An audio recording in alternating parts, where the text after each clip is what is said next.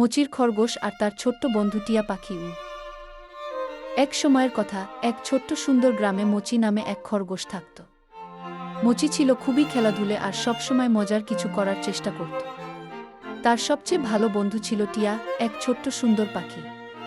তারা একসাথে সবসময় খেলা করত, গাছপালা নিয়ে গল্প করত আর অনেক মজা করত।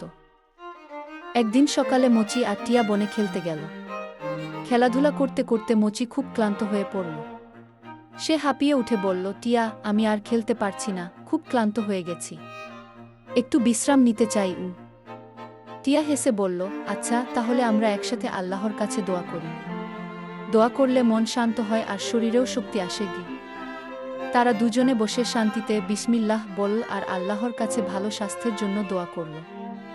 দোয়া করার পর মোচির মন আর শরীর দুটোই ভালো হয়ে গেল। সে বুঝতে পারল খেলাধুলার মাঝে দোয়া করা খুব জরুরি।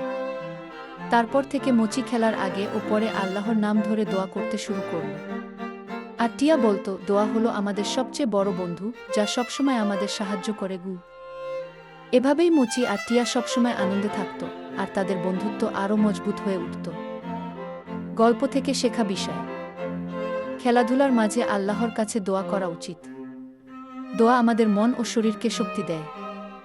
আল্লাহ সবসময় আমাদের বন্ধু এবং সাহায্যকারী।